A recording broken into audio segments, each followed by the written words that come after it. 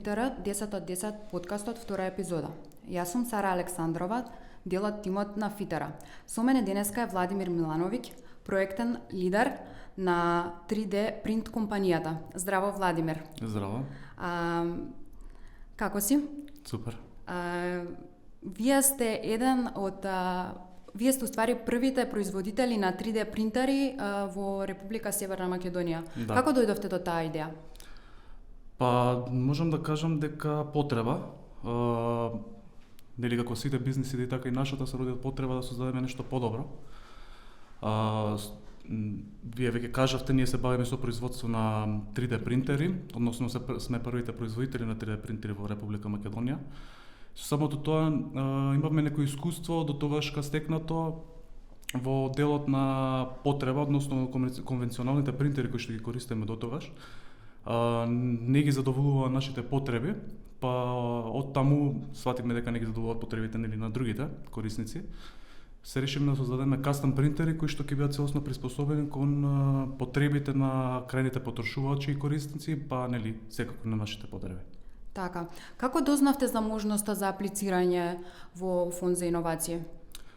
Можноста во неколку наврати ми беше сервирано, да речам, преку социјалните медиуми, можноста да аплицираме на проектите, односно преку Фондот за иновации, но да речам клучен фактор беше тоа што еден пријател ми посочи дека баш во моментот беше во тек повикот Стартапој 3, кој што го разгледавме и одлучивме дека е идеален за нас. Така. И решивме да аплицираме. Како течеше процесот на аплицирање? Дали ги добивавте сите информации што ви треба во врска со целиот тој процес? Да, можам да кажам, кога имаш идеја и план во кој што веруваш, мислам дека сите препреки ќе бидат лесно пројдени. Така. Дали во одреден момент помисливте дека не можете да го завршите тој проект? Дали наидовте на некоја препрека од било која страна? Не.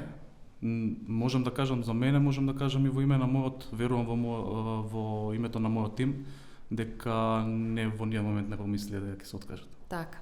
Зашто конкретно вие ги искористивте средствата што ги добивте за овој проект од страна на Фонд за иновации?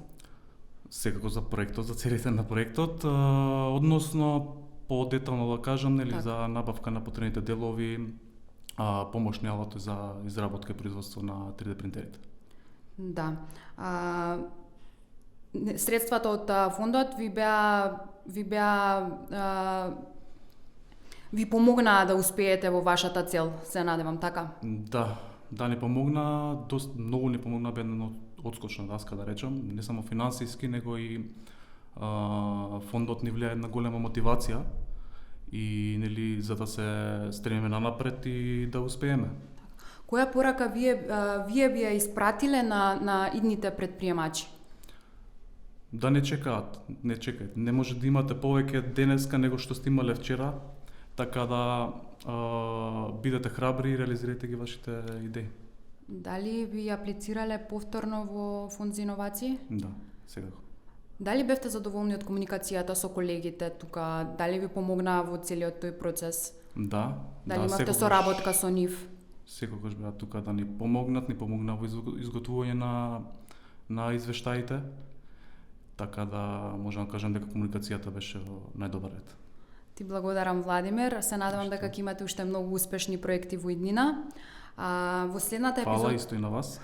Бе прекинав, извинете, продолжете. Нема проблем. Во следната епизода на подкастот ќе биде господинот Дашмир Истрефи од Хојотек. Ви благодарам.